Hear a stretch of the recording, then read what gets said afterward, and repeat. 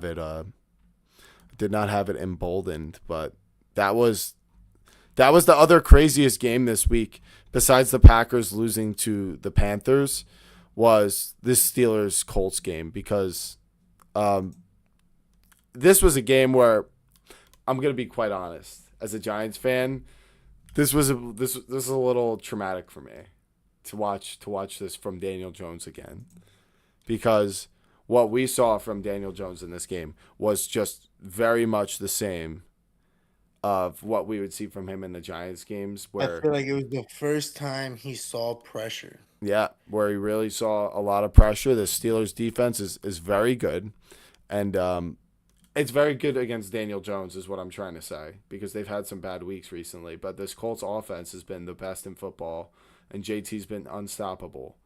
But now the Steelers defense may have put the blueprint out there of how to stop this Colts offense. And the Colts do sort of find their way back into this game and make it 20-27.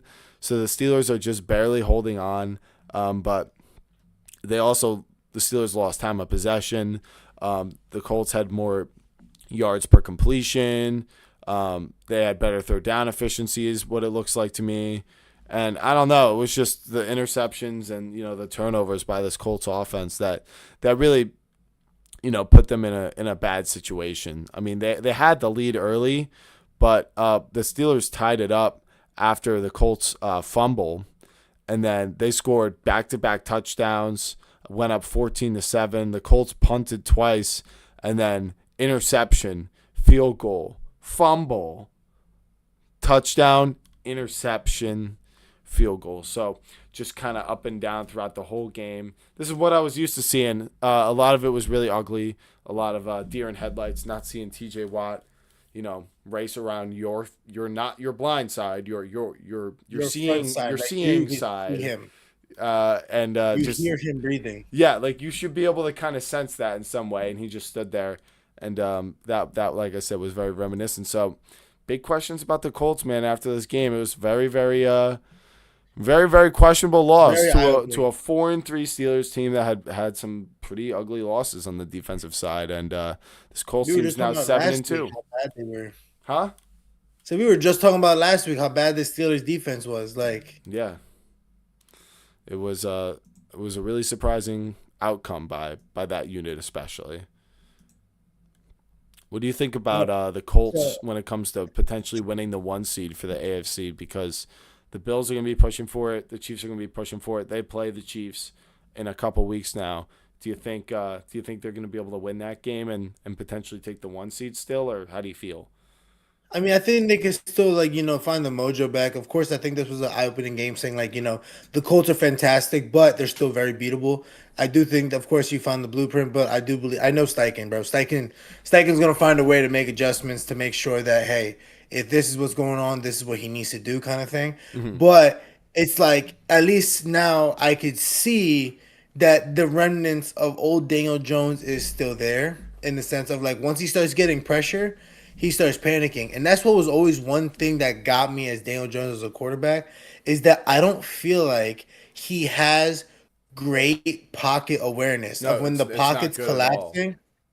And it's like he doesn't know when, and he has the legs for it. That's the thing that gets me. It's like he has the legs to be able to take that step back, run a nice wheel, get some space, boom, throw it on the run, throw it away, do something. But instead, he's just like going through his reads, just believing, like, I'm going to see something, I'm going to see Yeah. something, I'm going to see something. And it's like he does it, and then boom, fumble, sack. Like, that's all it was for him. And that's where it kind of got me too, because I was watching, it was towards the end. I was seeing, okay, I was like, oh my God, it was like 20, it was like 24-27. It was one basically a one score game. Or they could have tied it, and yo, Daniel Jones was going down the field. Boom, Pittman, back to back. I'm like, Right. man, we got something rolling. They're going. And then I see him drop back, and in my mind, I was like, he's going to, because he was throwing two wide open passes. And one thing, I don't know why Jones loves to do this, but he loves to throw like in traffic. He tries to fit it in the window. You know what I'm saying? He Always. will throw over the middle. He can see over the line. It's just he's like Yeah. slow to process, so it's always not always late, but like when it's late sometimes. It'd be late sometimes. And that's what got me because it was like, if they could have made that drive, bro, Daniel Jones right now would be here in this moment. We'd be talking about MVP, Yeah, how he comeback guy, came yada, back. yada, yada, Yeah. all that shit in between. But now, what do we look at it? Old school Daniel Jones. Why? Because in Literally that drive, rookie year, 5 literally, turnovers, 2 fumbles, and yes, 3 picks. Like, that's really bad game. And they lost by only a touchdown. So just imagine if they didn't have one. Now, I do want to add that they outgained the Steelers in pretty much every offensive metric. It was literally just the fact that they had 6 turnovers and the Steelers only had 1. So it's like, you know, obviously you hate that they had 6 turnovers and they lost. But you feel like this is something that can be addressed. You know what I mean? They can work on hmm this, and for sure. it's better that this happened now. I would say it's better that this happened now. I don't think it's necessarily the blueprints out there, even though I know I said that. What I think more is it's an opportunity for the Colts to learn what to do from a game plan standpoint for Daniel Jones, so that he doesn't turn it over 6 times. And yeah, I mean, we're just gonna have to see how they get it done in the Chiefs game because they're a benchmark team. Bills just got a benchmark win over them. Colts are going to be up there in the AFC. They need to be right there because those 3 teams are going to be battling for that 1 seed. So it's going to be very important to see if they